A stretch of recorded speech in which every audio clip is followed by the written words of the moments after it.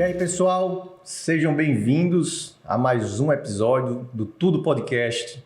Dessa vez com o nosso convidado especial, amigo, parceiro, Hugo Montenegro. Oi, pessoal. E minha colega de bancada, Linda Carvalho. Oi, pessoal. Seja bem-vindo, Hugo. Prazer tê-la aqui, viu? Obrigado. Prazer imenso aí estar aqui com vocês, conversar contigo e com Linda. E vamos que vamos. Vamos que vamos. Disposição aqui. O papo hoje aqui é sobre construção civil, engenharia, economia. Hoje é mais técnico aqui. Hoje o negócio vai...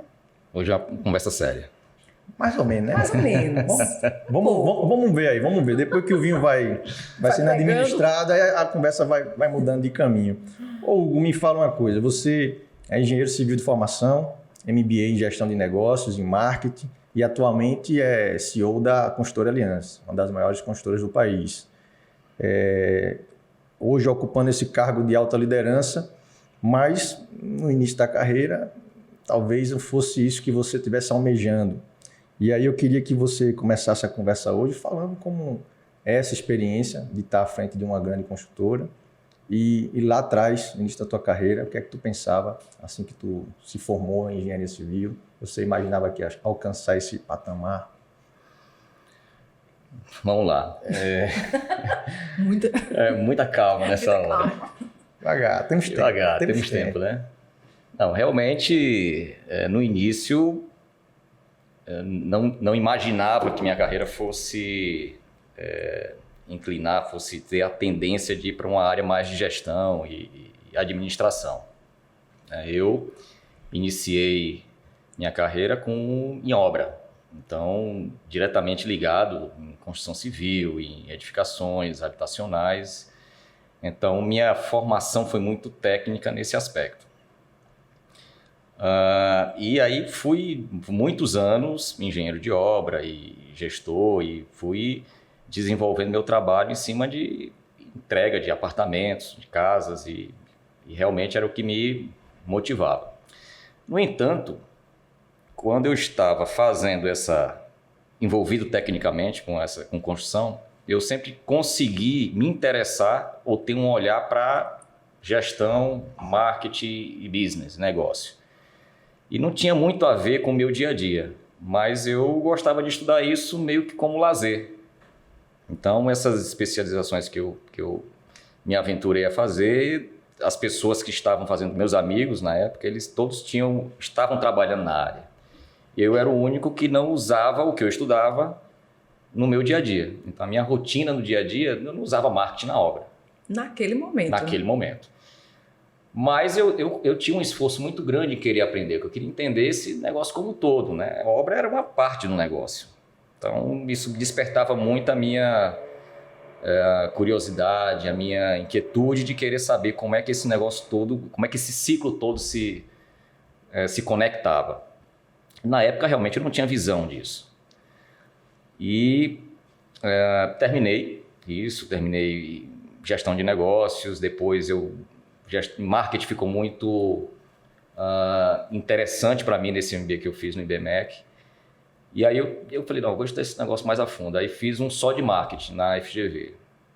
E aí adorei, também não usava nada do que eu estudava, mas curtia demais frequentar as aulas e marketing e tudo. E aí, aquela história, né? Às vezes a gente se prepara, a gente vê uma oportunidade e quer se preparar para aquela oportunidade, mas você não está preparado ainda e você pode perder essa oportunidade. Então, qual é a grande sacada de lição disso tudo? É que você tem que estar preparado, independente das oportunidades que estejam aí. Então, porque elas vão aparecer, não tem jeito, aparece. Se você não está preparado, você não as enxerga, mas se você estiver preparado, você consegue abraçá-las. Então, a dica que eu posso dar, na verdade, é essa. Esteja preparado, que elas aparecem. E você, estando preparado, você pode abraçar as oportunidades. Isso foi isso que aconteceu. Eu comecei a abraçar projetos que precisavam de marketing também.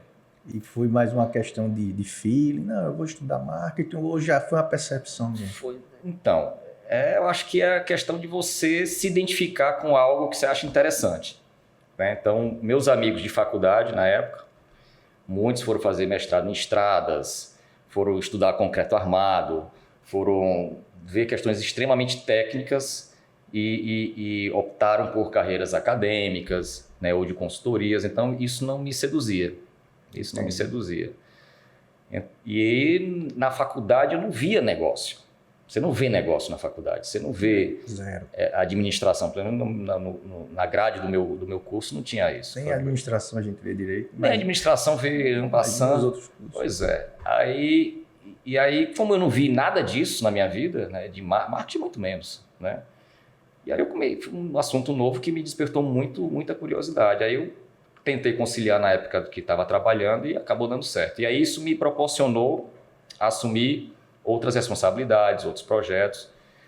E aí, diante disso, aí eu quis fazer um mestrado em marketing, fui fazer um mestrado em marketing, aí depois do mestrado fiz um doutorado em neurociência e marketing, então, porque o negócio é mais profundo do que eu imaginava. E aí você acaba se aprofundando e vendo como é que isso realmente pode impactar no trabalho. Hoje, eu vejo tudo que eu estudei no passado, faz total sentido, me ajuda demais hoje. Né? Coisas que eu terminei o curso, não utilizei durante 3, 4 anos. Mas você veja que hoje eu preciso muito de todos os fundamentos que eu aprendi no passado. Né? E é uma necessidade tão real, assim, para tantos gestores que às vezes têm um conhecimento da parte técnica, mas né, do ramo, do setor ali específico, mas essas outras, enfim, aptidões, eles acabam não acreditando que vão utilizar em algum momento. Eu digo isso porque, por exemplo, no meu caso, na comunicação, eu vejo hoje tantos gestores, empreendedores, empresários em busca de desenvolver sua comunicação, de gravar vídeo, de dar entrevista, de participar de um podcast, porque não desenvolveram, né, essa habilidade antes, porque achavam que não precisa. Hoje em dia, quem não se comunica está perdido, né? Então, de se ver fora dessa caixinha, né? Não só do setor da minha bolha aqui, mas eu ter uma visão mais ampla se isso é construção civil, em qualquer outro tipo de negócio, isso não é fácil, né? não, porque você se provoca, tem que sair de zona de conforto. Sim. Não é fácil. E incomoda, né? Incomoda, você e se sente, tem questões, outras questões familiares e tal, tempo que você tem que dedicar a algumas outras coisas da tua vida. Sim. É uma abdicação grande. Você tem que ter realmente um pouco de disciplina, foco determinado, senão a coisa não acontece mesmo, não. Mas vale a pena. Mas tem a recompensa. Realmente isso é o que você falou. Hoje eu não sabia algumas habilidades que eu tinha. Só falando em obra, gente, isso aqui é tudo combinado. Eu acho que entendeu? São efeitos sonoros que a gente programou aqui, óbvio, claro. Sonoplastia. Né? Óbvio. Só para registrar. E aí eu acho que o mais difícil é conseguir se antecipar. Na velocidade que o mundo vai, quando a gente percebe que deixou de se capacitar, de aprender aquilo ali, às vezes já é tarde. Às vezes está em cima, quando você vê a confusão está feita ali, você não consegue resolver, porque você não se preparou, não se antecipou, parou um tempinho ali nessa corrida de estar procurando sempre evoluir, se desenvolver. E hoje o mundo é muito dinâmico. É importante que você tenha compartilhado com a gente essa sacada que você teve. Foi um pouco por acaso, mas acabou. Isso é uma coisa que não foi eu que inventei, não. Eu escutei isso há muitos anos atrás, de um discurso do Steve Jobs numa faculdade, uma formatura. Ele falou isso, ele olha, faça as coisas que você tem que fazer, não tente conectar as coisas agora, não. Isso no futuro os pontos se conectam. A frase dele, chave é essa, os pontos se conectam. E eu fiz um paralelo e falei, realmente. Aí eu comecei a perceber algumas coisas realmente que eu não tinha noção de onde é que ia parar, né? Não me imaginava e se conectam realmente, né? As coisas realmente tendem a acontecer. Vamos falar em liderar pessoas, Uhum. mas pegando esse gancho da gestão. Quais são os desafios? Assim, porque a gente sabe que não é uma tarefa muito fácil, mas como é que você lida com isso? Como é que você está falando aqui nos bastidores que a Aliança hoje são quantos colaboradores? Acho que em torno de 500. 500. É muita gente. É bastante gente. Como é que faz para liderar e fazer esse negócio dar certo, né? Essa liderança dar certo? Não, realmente não é um tema muito fácil, não. Eu gosto muito dessa parte de gente, né? Então, eu sempre por onde por onde passei, as empresas que eu trabalhei, eu sempre proporcionei que a pessoa que cuidava das pessoas, né, o departamento de gente, que eu costumo chamar desse jeito, que não é RH, né, a gente costuma falar que o RH, não, departamento pessoal, não, é outra coisa. É gente que está preocupada com as pessoas, né? Então, eu acho que isso aí é a base para qualquer negócio, não só para o meu, mas para qualquer negócio, eu acho que exista, é formado por pessoas. Então, se não tiver cuidado com as pessoas, eu acho que o negócio está fadado a não dar certo. Enfim, em obra eu sempre falava muito. Quando o pessoal pede um piso, por exemplo, solicita, compra. Você sabe a dimensão milimetricamente, sabe como é que é o transporte, o frete, onde é que para, onde é que o motorista dorme, quando é que é produzido, qual foi o forno, não sei o quê. Então, sabe todos os detalhes daquele material que está sendo comprado. Aí quando você contrata uma pessoa, muitas vezes você não sabe. Você mora com quem? Não sabe. Então, assim, até um exemplo que eu dou, uma passagem aí que a gente estava entrevistando um mestre de obra e o engenheiro da obra falava assim, entrevistar o mestre e estou inseguro se ele... Não estou em dúvida, eu queria que você conversasse com ele. Eu falei, vou conversar com ele. Eu fui conversar com ele. Tudo bem. Pá. Aí ele, um pouco nervoso, aí eu perguntei para ele, você tem neto? Aí, tenho. Ele brilhou os olhos. Aí como ele se chama? Aí começou a falar do neto com um carinho, com uma dedicação. Aí eu comecei a entender a estrutura familiar dele, com o filho e tal, não sei o quê. Aí eu falei para ele, você já analisou tecnicamente? Já. Aí ele tem um currículo bom, então pode contratar que esse cara tem caráter. Resumo da história, treine habilidades, contrate caráter. Então isso é uma premissa que eu sempre levei e sempre deu certo. Às vezes eu contratava uma pessoa que não era tecnicamente formada, não estava pronta ainda. Mas tinha um berço, tinha uma educação, tinha uma família estruturada, tinha um equilíbrio no dia a dia dela. Então isso para mim era muito importante, porque me dá estabilidade. Essa pessoa não vai me dar problema, né? Isso é uma questão. Então eu sempre me interessei pela vida pessoal das pessoas que trabalhavam diretamente comigo. Não que eu me intrometesse, mas eu queria saber como é que funcionava. Como é que funciona a vida dessa pessoa. Isso era importante para mim. Então, era um fator que eu sempre analisava. Então, eu sempre ia por... As pessoas até achavam estranho as perguntas um pouco mais íntimas, né, que eu fazia nesse aspecto de família, mãe, pai. Não, meu pai é separado, minha mãe faleceu, não sei o quê. Meu irmão mora com meu irmão. Como é que... Então, eu sempre levei isso em consideração nas minhas contratações.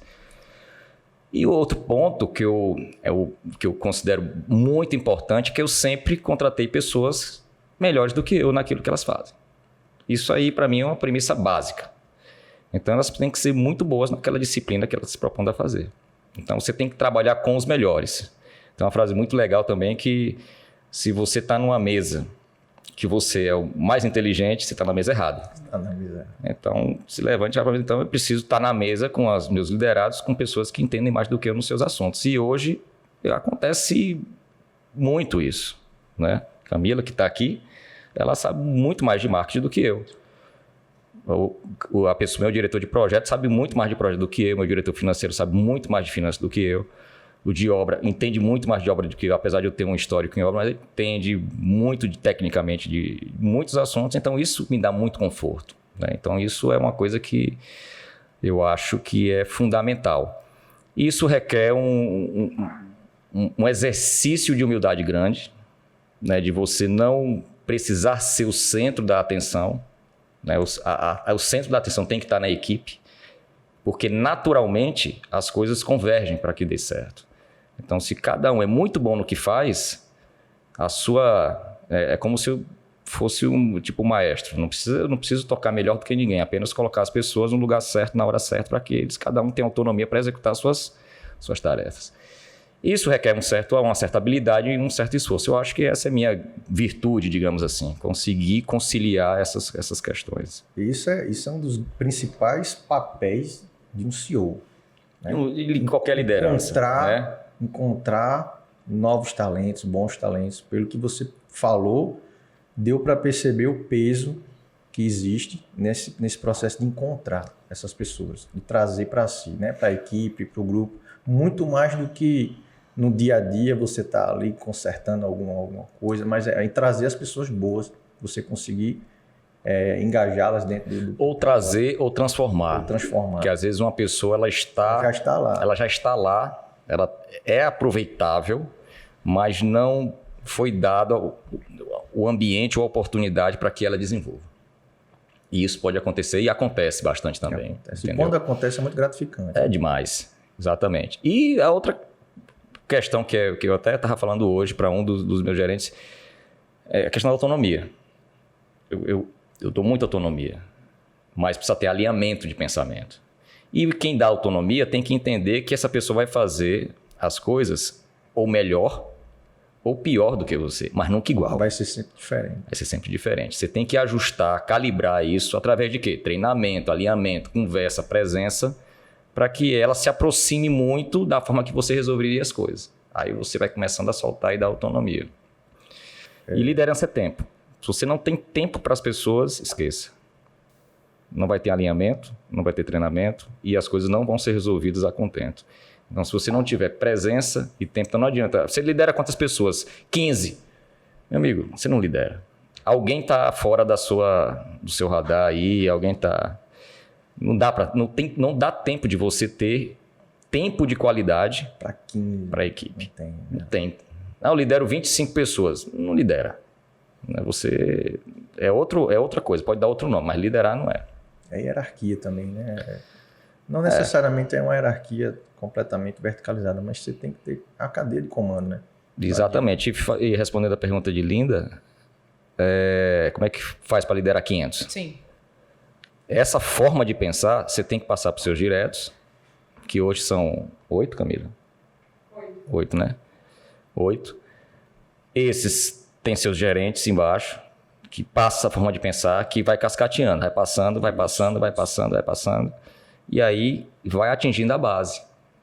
Tá? Pode chegar de uma forma um pouco, mas chega a mensagem. A mensagem chega, de alguma forma chega. Aí você tem que conversar com as pessoas também lá embaixo, para ver como é que estão as coisas, e escutar. Né? Não dá para fazer isso todo dia, mas sim, tem que estar lá presente também. Entendeu? Muito bom. Hugo, nesses anos, são quantos anos, Hugo, já de engenharia? Vamos pular essa pergunta aí, né? Ele começou muito jovem, vale ressaltar. Mas vamos lá, vamos deixar de lado esse detalhe. Mas nesses anos de engenharia, imagino que deve ter pego... Mais de 20 anos. Mais de 20 anos. Eu acho que sim. Um monte de coisa aí para fazer, coisa difícil de resolver. E eu queria que tu falasse aí, ou dessa parte de engenharia mesmo, ou da parte de gestão. Algo projeto que você olhou e pensou assim, caramba, eu consegui fazer um negócio foda aqui. Esse negócio aqui não era qualquer um que faria, não. E eu consegui. Você consegue se lembrar assim, de algo bem marcante nessa tua trajetória? Olha, houve um momento de vida que foi muito impactante para mim, assim, talvez o projeto em si, em termos de complexidade de engenharia, não era tão desafiador, mas o contexto que eu estava naquele momento foi extremamente desafiador, né?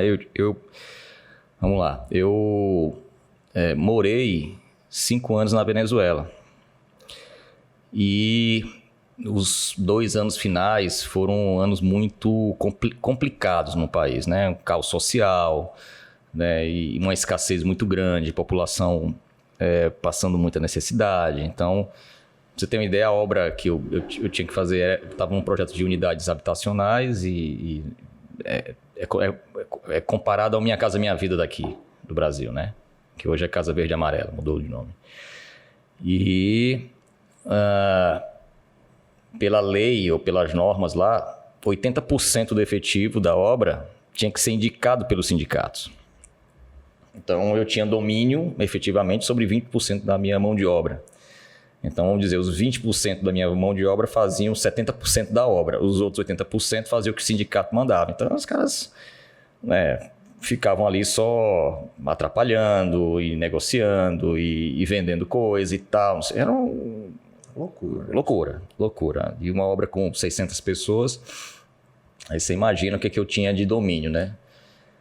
Então foi extremamente desafiador Mão de obra toda local. Toda local. A mão de obra era toda local e a relação com o cliente muito complexa, muito complicada, né? Lá é como se tivesse a empresa que era dona da obra, era como se fosse a Petrobras no Brasil também. Então ela fazia tudo, era um Ministério de Infraestrutura do país. E aí era bem complicada a relação. Então e tinha que entregar. Então, e a pressão por prazo era muito forte, né? Então, e os compromissos políticos eram muito pesados também. Então, tinha todo esse contexto que a gente precisava atender, né? Eu estava entrando de férias no aeroporto, tive que voltar para casa porque tinha uma visita do ministro no outro dia e ia ser na TV e tinha que entregar uma unidade modelo lá para sair na propaganda. Então, esse tipo de coisa acontecia, né? E não era avisado com antecedência. Então, enfim, foi um período assim que a gente conseguiu. Na verdade, a gente conseguiu cumprir com os hitos, os marcos que a gente tinha combinado, né, com o cliente. Mas foi muito, assim, trabalhando à noite, vários dias, várias semanas, estresse muito grande, uma pressão muito forte. Mas foi numa fase que eu estava disposto a passar por isso, valia a pena, tinha idade ainda para suportar certos tipos dessa pressão. Acho que faz parte do amadurecimento e do crescimento profissional de cada um. Acho que todo mundo passa por situações que vão no limite, né? E eu acho que é necessário. Falando em momento tenso, estressante, pressão, vamos falar da pandemia. Quando fecha tudo, para tudo. Lockdown. O que você pensou na hora, assim, no primeiro momento? Não parar. A gente não parar em fazer o que é o certo, tomando os cuidados que eram orientados na época. Então, eu costumo ter com a equipe uma reunião semanal, com todos. Quando começou a pandemia, que nós não sabíamos se ia durar uma semana ou um ano, né? A gente trabalhou com um horizonte de curtíssimo prazo. A gente tinha reunião 9 horas da manhã e 5 horas da tarde. Então, todos os dias nós tínhamos 2 reuniões online. Mas a gente se reunia.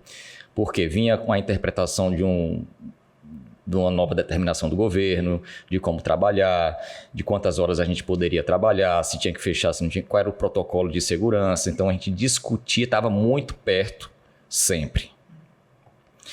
Então, da equipe, com as equipes, isso foi muito importante, a gente estar junto, mesmo separado, online. Sim. Né? Sobre mercado, a gente apostou, tinha muita confiança no que a gente estava fazendo na época. Tanto que a gente estava no meio de um desenvolvimento de um projeto e, de repente, parou tudo, fechou tudo. A gente viu os nossos corretores, parceiros do mercado, impossibilitados de visitar os empreendimentos, impossibilitados de vender os produtos com as lojas fechadas, sem estarem preparados para fazer a abordagem digital com os clientes. Então, todo mundo foi pego assim de uma certa maneira desprevenido. Então, as pessoas não tinham como trabalhar. Então, rapidamente a gente pensou em como estar junto também deles. Vamos fazer aqui um programa de treinamento que dure aí 15 dias, 3 semanas, 4 semanas, técnicas de negociação, abordagem do cliente via digital, o que você tem que falar, o que não pode falar.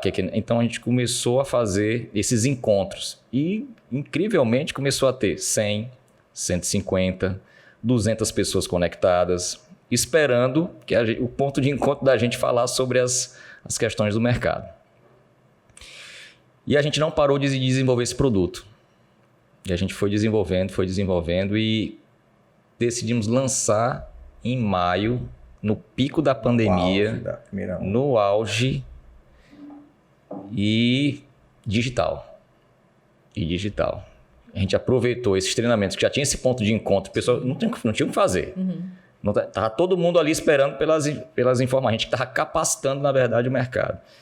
A gente lançou e vendemos 66% em uma semana. Então foi um sucesso assim, impressionante, uma coisa assim. Todo mundo recolheu. Vocês aceleraram. E a gente deu passo à frente. Por isso que eu digo que foi não parar. Mas não parar nesse aspecto. Sim. A gente não parou as atividades. Fizemos home office e tal. Capacitamos as pessoas, não só interno, como externamente. Eu acho que também foi outro marcante, foi outro momento muito desafiador, muito arriscado, mas é aquela história. Tem coisas que a gente não consegue explicar de forma muito cartesiana. É mais aquele momento, sentimento, ver as pessoas envolvidas. Aí, rapaz, esse negócio vai virar. Vamos para frente porque as pessoas estão muito envolvidas nisso e vai dar certo. Você tem que tomar decisões, né? Acho que aí sim faz parte do CEO, tomar a decisão final e tal, e vamos para frente.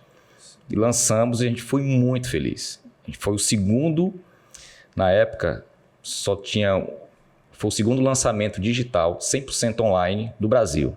O primeiro tinha sido da Vitacom em São Paulo, um empreendimento inclusive menor do que o nosso. E a gente lançou e foi muito bem.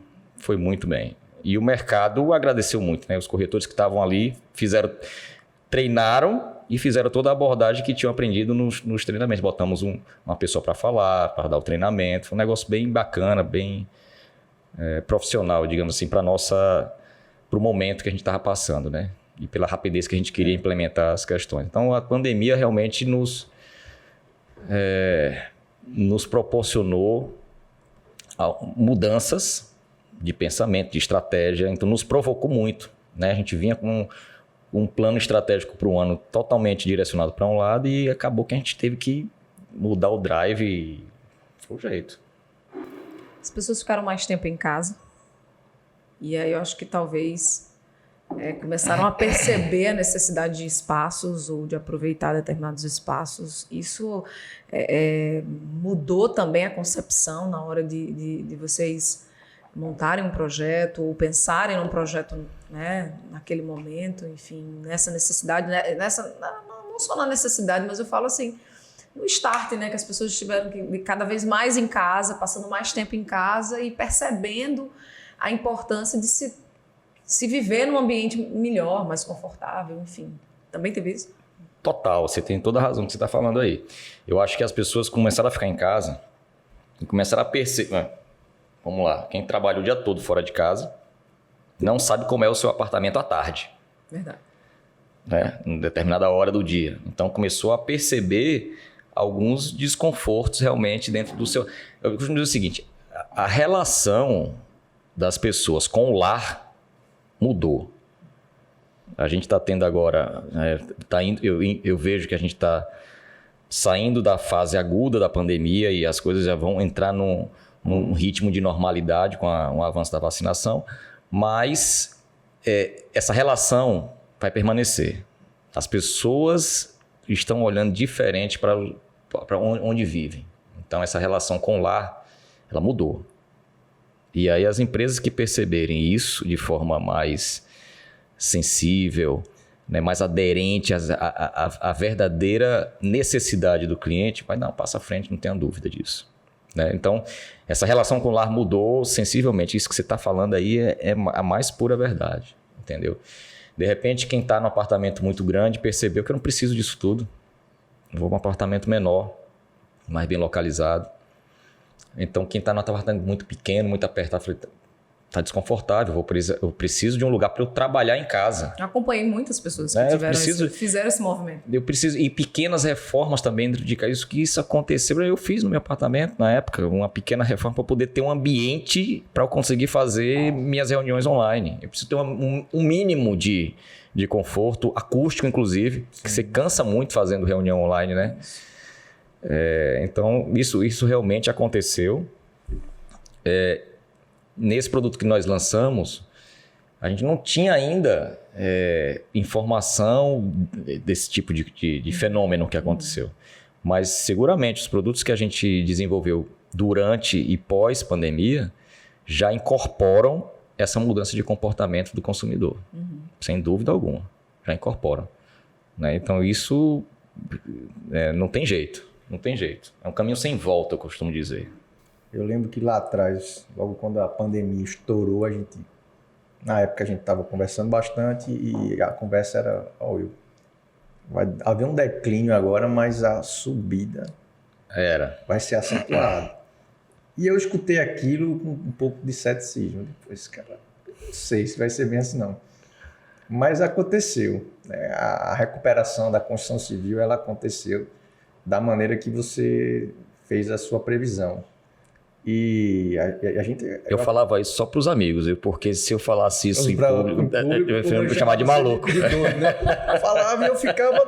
Peraí, será? Eu ficava na minha, né? Mas eu não dava para discutir com você, que você é o especialista do negócio. E realmente foi o que aconteceu. Me surpreendeu a muitos analistas também. E a gente vivenciou ano passado e vivencia hoje uma certa ruptura na cadeia de suprimento. Né? Os preços do material, dos insumos subiram bastante. E diante desse cenário, como é que vocês estão lidando com isso e as previsões para os próximos lançamentos? Olha, só voltando ao primeiro assunto, realmente o que estava para acontecer ano passado, não precisava ser muito inteligente para entender que realmente ia aquecer. Ia aquecer. Juros muito baixos. Né, crédito barato. As pessoas tirando dinheiro do mercado financeiro. Porque, se você veja, é uma interrogação muito grande. Então, o mercado financeiro oscilando de uma forma... Né, ninguém entendia nada que estava acontecendo. Não sabia que empresa que ia continuar, que não ia. Empresas deram um passo assertivo, outras empresas recolheram demais, então a bolsa estava muito oscilante. Então as empresas começaram a tirar dinheiro, as pessoas começaram a tirar dinheiro do mercado financeiro. Pô, vou colocar em quê meu dinheiro? Não está dando nada no banco, vou tirar meu dinheiro do banco, vou procurar em imóvel. Vou procurar uma empresa que tenha credibilidade, que eu sei que vai entregar. Então as pessoas começaram a comprar imóvel. Que veja, imóvel, eu costumo dizer que é a prova de crise. Você compra um imóvel, você pode mudar a moeda, mudar governo, mas o imóvel fica lá, está lá, mesma coisa. Entendeu? Então, o ambiente estava muito propício para que o mercado desse uma recuperada. E já havia uma demanda reprimida. A gente o mercado todo com estoque disponível. Crédito barato. Estava muito barato. Estava muito propício. Né? Então, foi um dos melhores anos, na realidade. Como é que logicamente, obviamente, né, o estoque foi reduzido e os lançamentos começaram a acontecer. Então, como os fornecedores realmente tiveram que parar suas atividades também, só que os lançamentos ocorreram e depois do lançamento você tem um tempo e precisa começar a construir. Aí os fornecedores vão recomeçar a produzir. Só que eles estão com uma demanda exorbitante. Né? Então, a China começou também a voltar à vida normal. Então, começar a consumir muita commodity. A gente produz muita coisa e vende muita coisa para lá. Então, as empresas também destinam muita parte da sua produção para o mercado exterior. E com dólar alto, melhor ainda. Então, não tem tanto interesse também de ter quantidade de material aqui para atender o mercado interno. Tudo isso faz com que haja uma pressão inflacionária muito forte. E é o que está acontecendo. Está todo mundo querendo construir, porque lançou há alguns meses atrás e agora precisa cumprir os contratos com os clientes. Aí todo mundo comprando ao mesmo tempo, o preço sobe, você paga caro e ainda não entregam. E você tem que comprar mais, porque vai subir mais, né? Aí você tem que comprar mais, então Mas veja, isso faz parte do jogo. Isso é o risco do negócio. Previsível, né? De certa forma, previsível. De uma certa forma... não é que é previsível. A gente sabe que isso pode acontecer. E aconteceu. Tem um outro extremo? Tem um outro extremo. Você imagine um momento que que o mercado não esteja comprando, as vendas estejam baixas, os juros altos, aí você fica com estoque, você constrói, mas também não vende. Então não tem mundo ideal. Não existe isso. Porque está tudo muito caro. Tá. E você tem que buscar estratégias alternativas para mitigar esse tipo de problema que está acontecendo hoje. A gente tem realmente uma pressão por custo muito forte. É preocupante? Precisa realmente... A gente pode dar alguns materiais, você consegue estocar, mas outros não. Você não consegue estocar. Você não consegue estocar cimento. Né? Você não consegue estocar aço por muito tempo. Né? Então, alguns materiais você consegue até antecipar, fazer estoque, mas outros não tem como. E você tem que cumprir os contratos com seus clientes. Né? Isso é uma situação que você precisa, cada empresa precisa saber passar por isso e sofrer com a sua dor. Em outro momento, vai ter um momento que os juros vão estar muito altos, crédito caro, o cliente não vai estar comprador, você vai estar construindo e não vai estar vendendo. Você vai ter material na porta da sua obra, tudo, mas não tem venda. Então, não tem juros baixos, mercado comprador, inflação baixa, não tem isso. A gente não... Mundo ideal. Brasil não é para amador não, meu amigo. Esse Brasil aí eu não conheço. Isso aí não é assim não, então... Você estava falando de lançamento, né? Eu queria pegar esse gancho para... Vocês têm, não sei, de repente uma estrutura, uns passos, assim, 5 passos para que um lançamento ele realmente seja um sucesso? Existe isso? Momento escolinha do Hugo. Olha, eu acho que... Vamos lá. A gente observa muito a questão do cliente. Eu acho que o ponto central é o cliente. Então, o que é que esse cara quer? Essa é a pergunta que... Por exemplo, tem determinados produtos que nós já mudamos o produto 4 vezes. Peraí que eu vou parar para anotar aqui, gente. Mudamos 4 vezes o produto. Porque a gente observava e falou, não, a gente como empresa acha que tá legal demais. Pô, isso aqui eu adoro fazer esse tipo de produto, sei fazer isso, sou apaixonado por isso aqui. Mas não é o que os caras querem hoje. Então, isso é muito difícil, então, principalmente em empresas muito tradicionais, familiares e tal, que você está acostumado a fazer um determinado tipo de um jeito, você mudar isso, parece que você está ferindo um código de conduta, né? Mas você precisa se afastar desse tipo de situação e ser frio nessas horas. Eu falei, pô, tá lindo, maravilhoso, só que não é vendedor, o cliente não quer mais isso. Passou, vamos para isso aqui. A gente vai, faz, desenvolve e tal, não sei o quê. O cliente adora, mas não quer pagar o preço que você quer vender. Eu falei, cara, também não vai dar certo isso. Ele quer, mas não pode pagar o que eu quero cobrar, o que eu posso cobrar na realidade. Então, conta também não fecha. Não boto na rua. Volta de novo para a cozinha para a gente rever o que a gente pode fazer aqui para poder colocar um produto que seja aderente ao que os clientes querem, que gere riqueza para a empresa, para o sócio da empresa, que seja um bom negócio para o dono do terreno também. Então, tem que atender essas frentes, não tem jeito, não dá para atender só um. E tem uma outra questão hoje que eu acho extremamente importante, a gente tem sempre tentado colocar de alguma forma nos projetos, é de deixar um legado para a sociedade. Então, isso é importantíssimo. Porque a nossa passagem não é só gerar bons negócios, gerar riqueza para o sócio, sim, e onde a gente está? As pessoas que estão em volta dos nossos empreendimentos. O todo. A cidade que a gente vive. A cidade que a gente se propõe a mudar para melhor. Né? A gente faz negócio, lança empreendimentos, óbvio que é para ganhar dinheiro, evidentemente. Uhum. É negócio. É negócio. Gerar emprego, gerar economia. Isso é excelente. Mas eu acho que a gente pode fazer mais. A gente pode deixar realmente um legado, alguma coisa a mais para o bairro, para a sociedade. Então a gente tem sempre tenta desenvolver algo que seja essa questão a mais. E a gente não faz propaganda disso não, assim, de divulgando material publicitário do empreendimento, não. Eu acho que isso vem naturalmente, de forma orgânica, até pelas pessoas que frequentam o entorno das nossas obras, entendeu? Muito bom. Pegando esse gancho, a gente está falando aí sobre passos para um lançamento, então eu entendo muita pesquisa, né? Muita pesquisa. E que não é tão comum no mercado. As empresas normalmente elas se baseiam menos em ciência e mais em achismo. Isso é o que eu vejo. Não sei se você concorda comigo. Pelo menos aqui na nossa região, eu percebo muito disso. E eu percebo também uma certa resistência, não só eu, mas as pessoas que a gente conversa, uma certa resistência à inovação, a você melhorar, a você trazer novas tecnologias, você adotar novos métodos construtivos, você se arriscar um pouco mais ali em um material novo, diferente. E como é lidar com isso numa empresa tradicional e no mercado, esse mercado que é um mercado tradicional. Como incorporar essas inovações e o que você também enxerga de futuro próximo para a construção civil? Olha, inovação é um tema bem complexo. Primeiro porque as pessoas tendem a confundir com tecnologia, com um equipamento moderno, com algo... E muitas vezes a inovação está no seu processo, está na sua forma de comunicação, está no seu perfil do Instagram. Né?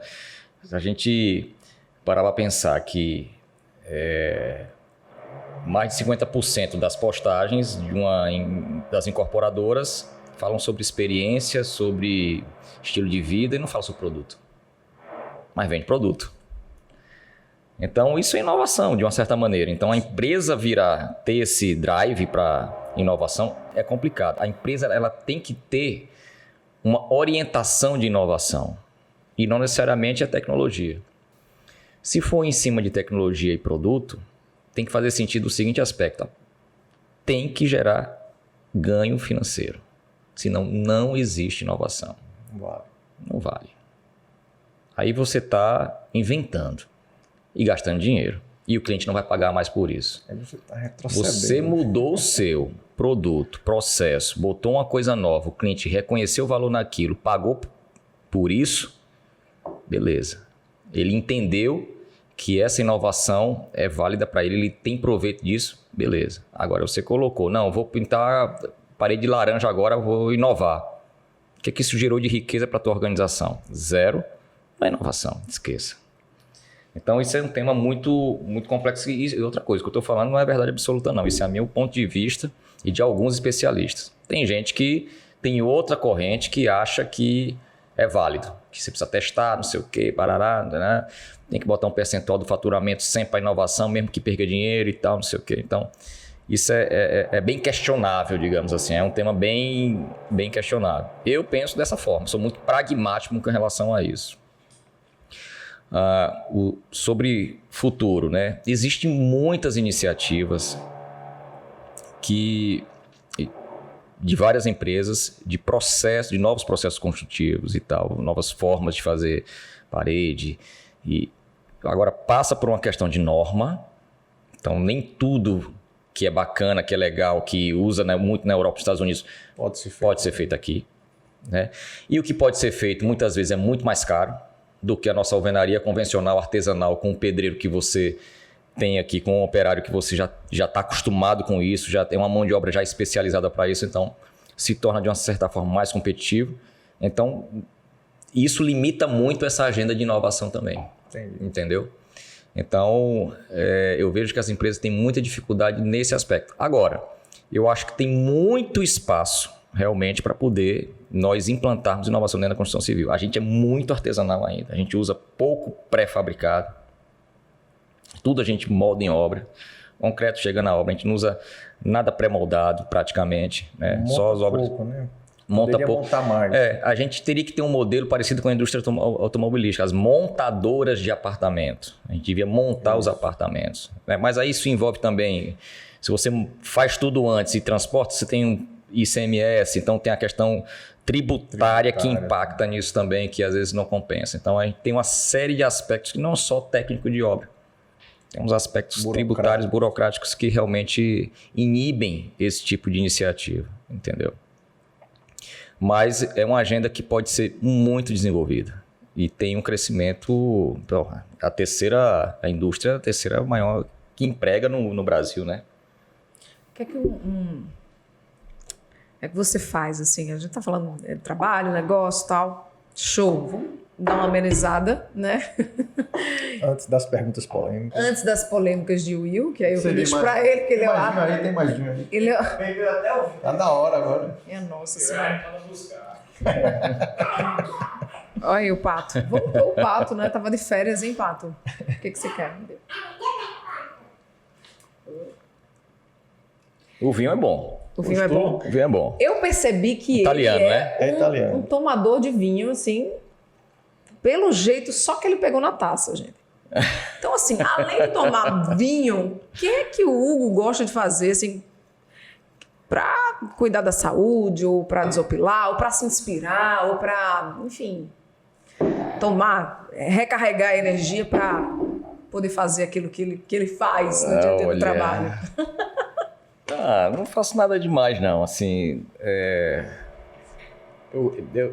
eu sempre tive na minha família, meus pais, né, uma relação muito próxima com o esporte. Então, lá em casa, a família toda praticava esporte, né? Meus pais sempre joguei muito futebol, quando adolescente e tal, criança. Meu pai jogava também, jogava com ele, jogava com meus irmãos e tal. Então, a gente sempre participou de torneio, campeonato, a gente vivia nessa vida de esportiva, digamos assim, de competição e tal. Então, muito competitivo. E aí, a idade vai chegando, aí você começa a ir se machucando, né? Jogando com menina e se lesionando. Aí eu parei de jogar, na realidade, futebol e comecei quis aprender a jogar tênis. Mais uns 12 anos, 14 anos atrás, mais ou menos. Assim. Aí comecei a jogar tênis e o tênis começou a me suprir essa minha necessidade competitiva. Né? E aí me apaixonei pelo esporte em todos os aspectos e via muitas coisas assim que me ajudavam ao equilíbrio e tal. E vim insistindo na realidade, né? Que tênis é o seguinte, se você não aprende quando é criança, esqueça. Você sempre vai saber que esse cara é um adulto que aprendeu a jogar depois de velho. Então, o tênis é assim, né? É um esporte ingrato demais, né? Que você não tem jeito, né? Meus filhos jogavam, né? Pararam agora.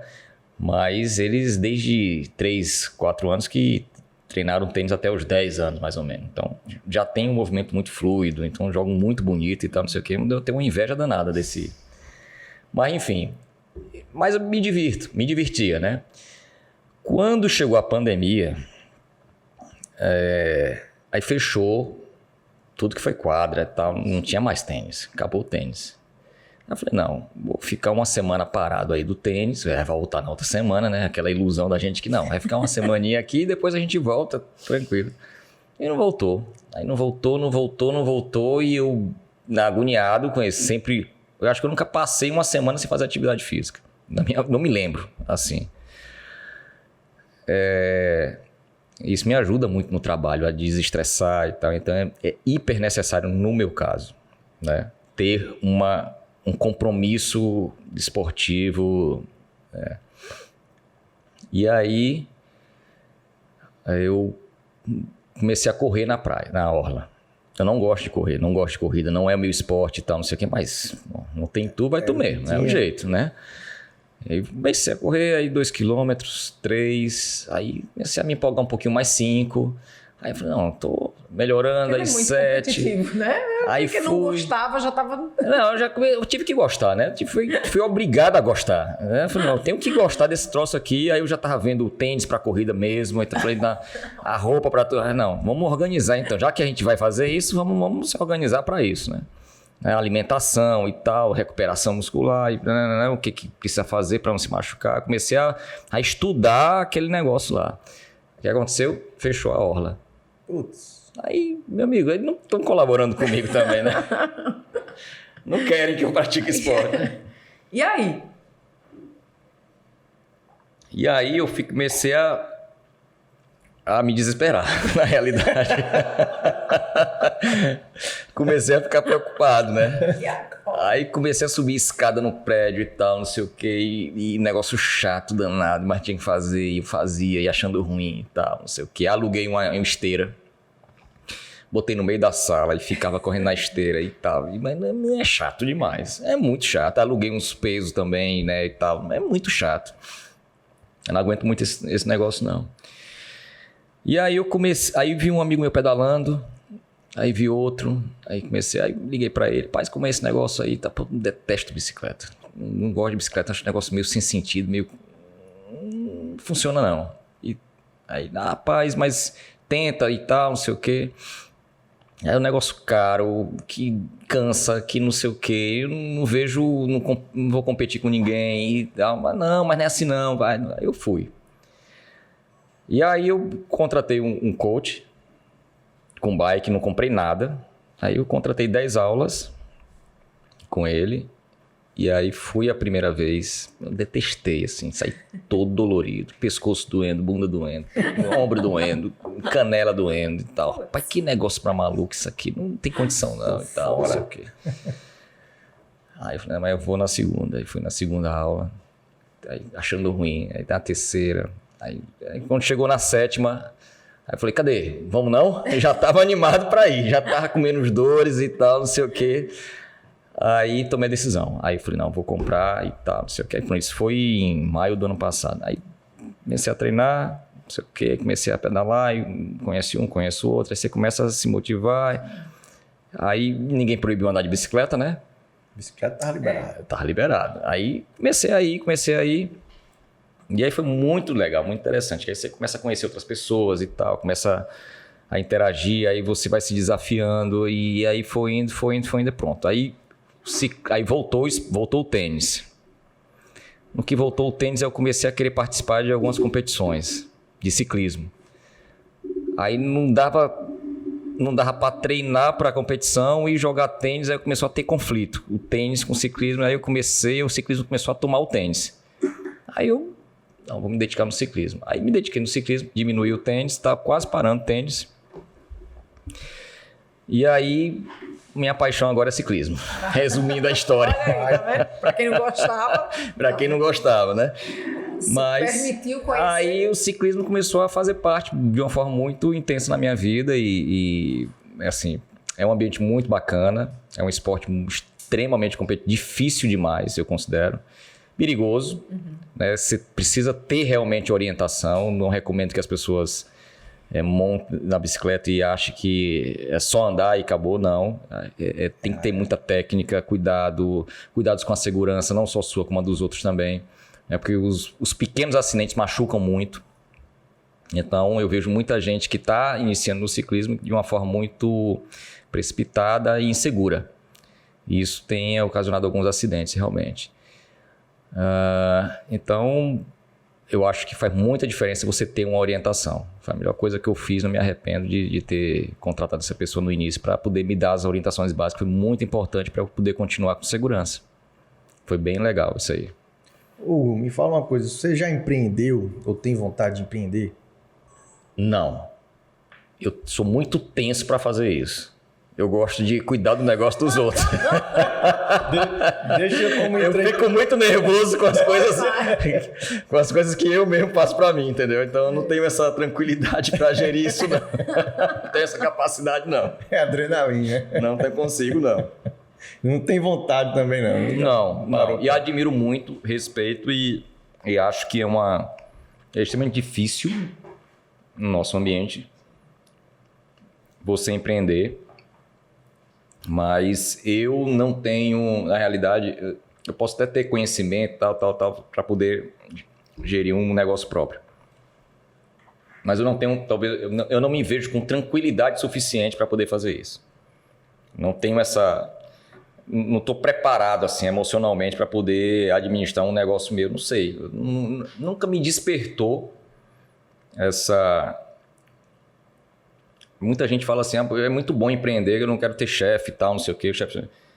eu penso balela. Completamente diferente em relação a isso aí. Eu acho extremamente difícil, complicado, entendeu? Tem vários chefes. Tem muito mais preocupação, muito mais estresse, riscos, né?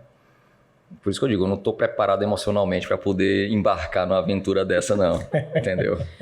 Hugo, como é que você faz gestão de tempo, do seu tempo, né? Porque tem trabalho, você gosta, enfim, tem seus hobbies, gosta de praticar esporte, família, amigo, network, enfim, como dá conta? Olha, não. É dizer não. Vai dizer não. Tão difícil. É libertador. É difícil. Mas sabe, veja, Mas isso é uma coisa séria. Eu estou falando sério. Você conseguir dizer não para as coisas é fundamental na sua vida. Entendeu? Você conseguir, você fechar aquela porta, você não... Vamos almoçar? Não vou, não. Venha para cá. Não vou. Não dá, não. Vai fazer o quê? Não vou ficar em casa. Quero ficar em casa. Fazendo o quê? Nada. Não quero fazer nada. Você dizer não é libertador. Você conseguir chegar numa fase da sua vida que você pode dizer não. Tá rindo de quê, Camila? Vá, confesse. Eu falo muito não pra você. Fala, Camila.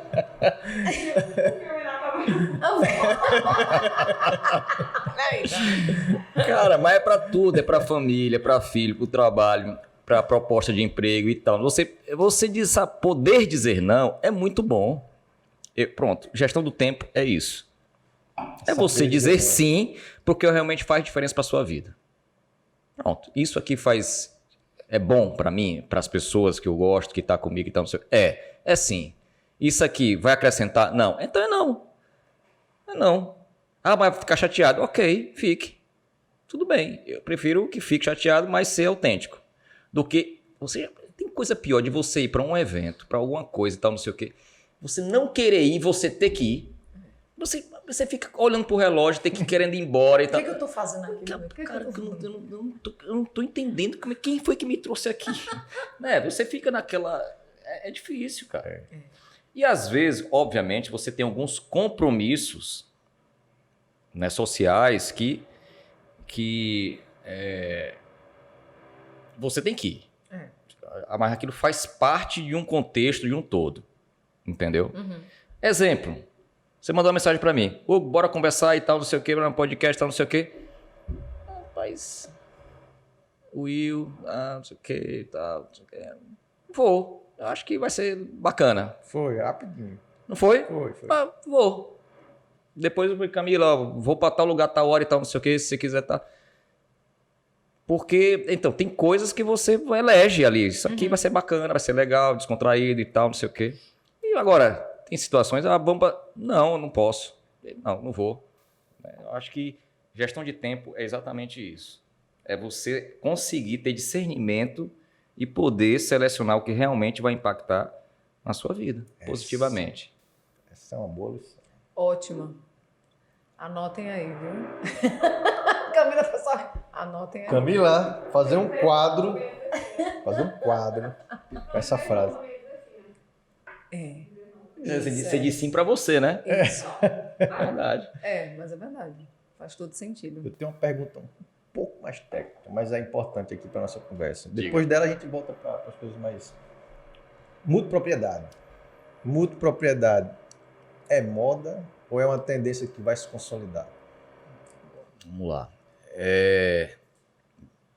Eu acredito no seguinte. A questão da economia compartilhada é algo que faz parte das nossas vidas. O negócio, especificamente em multipropriedade, ele faz muito sentido. Muito sentido. Por quê? Proporciona a pessoas que jamais imaginaram ter uma segunda residência, ter a segunda residência. E ter mesmo, com escritura, com tudo. Você tem a posse, passa de pai para filho, herança e tal, não sei o quê. Entendeu? Então, a multipropriedade é um conceito básico de economia compartilhada. Né? Assim como tem pessoas que têm, por exemplo, tem um helicóptero. Você tem helicóptero com mais 5 pessoas. Sim. Você usa helicóptero todos os dias? Não. Usa quantos dias? 2 dias no mês. Beleza. Você paga 2 dias no mês e divide com todo mundo, todo o resto. Faz total sentido. Você não precisa ter um helicóptero 2 dias. 30 dias. Você precisa de 2 dias. Então você paga por 2 dias. Ponto. Aí você tem um helicóptero. Né? Assim tem com jet ski, com barco, com tudo. E tem agora não, já faz um tempo, para apartamentos de segunda residência, de férias. Então você precisa ter uma casa de praia 360 dias por ano, com manutenção, com tudo, com tom. Não precisa. Você vai todos os dias do ano? Não vai. Você vai o quê? Uma semana, 15 dias. Então você define o prazo que você quer. Então multipropriedade é isso. Você compra os dias que você realmente tem de férias. Então faz muito sentido. E isso proporciona que você esteja em lugares que você jamais pensou em comprar uma propriedade inteira, que você nem precisaria disso. Ah, mas eu posso alugar. Mas a gestão para você alugar essa propriedade, a manutenção que você tem que ter, de check-in, check-out, não sei o quê, não compensa o trabalho. E às vezes você nem tem tempo para isso. Sim, sim. Entendeu? Então, eu acredito demais nisso, não porque não acho que seja moda, respondendo objetivamente a pergunta, mas faz sentido você ter, entendeu? Faz sentido, porque a gente vê situações de familiares, amigos e tal, não sei o quê, de manter propriedades que você não fica fechada. E você realmente usa alguns dias no ano e o resto do ano aluga aqui e ali, não, fica fechado. Eu tive essa experiência de ter casa de praia, de você realmente alugava muito, mas eu alugava, usava, mas chegava no final do ano, não ganhava dinheiro com isso, nem dava um trabalho danado para gerir, Dor de cabeça. e não sei o quê, e aí dor de cabeça, então a manutenção é muito complicada. Então, eu acho que isso veio para resolver esse tipo de situação e eu acho que já está. É uma realidade em muitos lugares já, entendeu? Eu acho que vai sim ser uma brilhante solução. Bacana. E aí? E aí, aquela? Não, essa sonoplastia, viu, diretor? Caprichou, viu? Caprichou, perfeito, assim, barulho de obra, tá uma coisa assim Eu impressionante. tô com vontade de voar no pescoço de alguém. É sério, porque eles mandaram uma circular dizendo que não podia fazer obra aqui à noite. Então alguém aí vai ter que pagar o pato. Minha gente.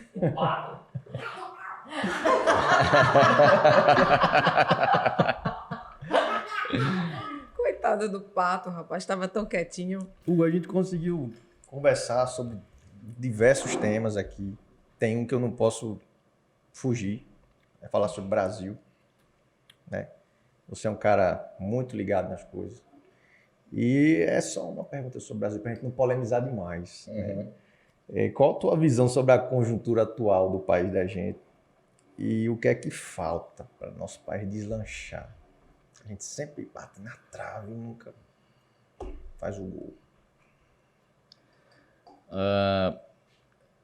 Vamos falar de esporte? Eu falei que a parte dele é a pior. Eu avisei. Eu avisei. Mas enfim. Camila, você pode responder essa, né? Oi?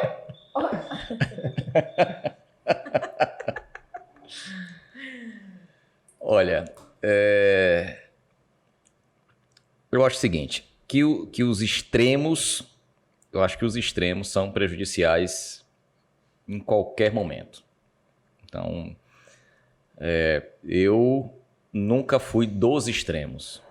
Então, tanto extrema esquerda como extrema direita, eu acho que os lados que estão se alternando no poder, eles tiveram virtudes e tiveram bastante problemas, né? Eu não consigo entrar no mérito quem teve maior problema, menor problema, que foi mais grave, que foi menos grave. Eu acho que cada etapa ou cada momento que você vive, você acaba valorizando os problemas de uma forma dentro da sua ótica, dentro do momento de vida que você está passando. Eu acho que as coisas que você enxerga que está acontecendo na política depende muito do momento que você está vivendo. Ou seja, quem está se beneficiando com o momento ou com a conjuntura atual, acha bacana, não vê tanta coisa. Quem não está, vê o problema de outra ótica. Então, a questão é exatamente essa. Eu nunca gostei de extremismo, né, de radicalismo, tanto de esquerda como de direita. Eu acho que um meio termo, eu acho que é mais saudável, né, para a democracia. Então, eu acredito muito na democracia. Eu acho que a gente precisa brigar por ela, mantê-la. E eu acho que é isso que vai proporcionar um ambiente produtivo, de crescimento, virtuoso para o país, né? Então, eu acho que qualquer transgressão nesse sentido é prejudicial. Então, eu sou contra qualquer iniciativa de rompimento com esse equilíbrio que a gente vive há alguns anos no país. Então, eu não sou radical, né? Eu sou uma pessoa que gosta da conciliação, da moderação, né? da discussão, do debate. Eu acho que isso é que é o saudável para a gente. Então, eu acho que se houver alguém que siga essa linha de pensamento que eu acredito que seja mais viável, terá o meu apoio. Eu acho que eu embarco nesse tipo de discurso. Posso me enganar? Posso, mas eu gosto desse tipo de personalidade que consegue agregar e reunir essas qualidades, né? Seja mais conciliador, né? Mais conciliadora de conversa e tal. Eu acho que esse é um caminho mais... Equilíbrio. Eu acho que isso faz bem para a economia, faz bem para o investidor, porque onde tem um ambiente equilibrado, seguro, com instituições fortes, com um sistema jurídico consistente, as pessoas vão colocar dinheiro para investir. Então, eu acho que isso gira a economia, gera mais emprego, tudo fica melhor. Muito entendeu? bom, muito bom. Uma pergunta agora, acho que a gente já vai chegando. Não, se depender de você, a gente Não, só se sai depender- daqui amanhã, viu? Só daqui para Mas amanhã. essa aqui é outra que eu acho bacana. São muitos anos aí de trabalho, de trajetória. A turma que está construindo, que começou a construir há pouco tempo, ou que está pensando em construir, até um moleque que está na faculdade estudando engenharia, o que é que você diria para essas pessoas? Até de algo que você fez de um jeito e hoje você faria de outro. O que é que você diria para esses construtores, esses gestores, esses líderes de construtoras, incorporadoras? O que é que você poderia dizer para eles começarem a fazer a partir de agora, com base na tua experiência? Olha, eu tenho uma crítica em relação a... Você falou no início que acho que a gente estava até fora, que as coisas, eu não sei se a gente estava no ar, que as coisas mudam numa velocidade muito grande. Não sei nem se a gente estava falando sobre isso, não. Acho que estava. Tava, né? Acho que estava. Mas as coisas mudam numa velocidade muito mais diferente, muda numa velocidade muito mais rápida do que a nossa capacidade de absorção. Então, não adianta a gente sofrer com isso. E eu vejo uma ansiedade muito grande nos jovens em relação a isso. Então, há uma preocupação em saber de tudo, mas não tem condição. As coisas estão mudando numa velocidade muito rápida. E é biológico. A gente tem uma limitação de absorver esse tipo de informação. Certo? Algumas teorias dizem que para você ser pleno em alguma coisa que você faz muito bem, você precisa ter mais de 10 mil horas de treinamento nisso. Né? Então não tem como você ter 30 horas e ser especialista nisso, como tem muita gente na internet, né, faz um curso de 3 dias, aí tá... É o expert. Né? Então, eu vejo que as pessoas começam a ter uma capacitação muito superficial de determinados assuntos. E até se desafiam e se metem a fazer coisas e que não tem consistência, e acaba as coisas realmente se frustrando, empreendendo sem estar preparado. Tá entendendo? Então eu vejo muito isso. Que recomendação que eu daria? Seja consistente naquilo que você quer fazer. E as coisas não são rápidas. As coisas que são bem feitas normalmente demoram. Não dura em 2 dias que você vai fazer um plano de negócio, nem em 3 dias, nem em 6 meses que você vai construir um prédio. Então as coisas têm o seu tempo de maturação. Então essa pressa dessa juventude prejudica muito e causa muita frustração. Então tudo tem seu tempo, né? Tudo tem sua hora. Então não adianta, as coisas realmente mudam. A quantidade de informação que a gente recebe de rede social e tal é muito grande, né? E a gente acaba querendo fazer e ter, né, e querendo absorver. Não dá. Então, é estabelecer um objetivo factível, claro, possível de ser alcançado e que seja desafiador ao mesmo tempo. Também não vai colocar algo que seja impossível de você atingir. Ele tem que te desafiar, mas tem que ser possível de ser alcançado. E tem que ter tempo para chegar lá.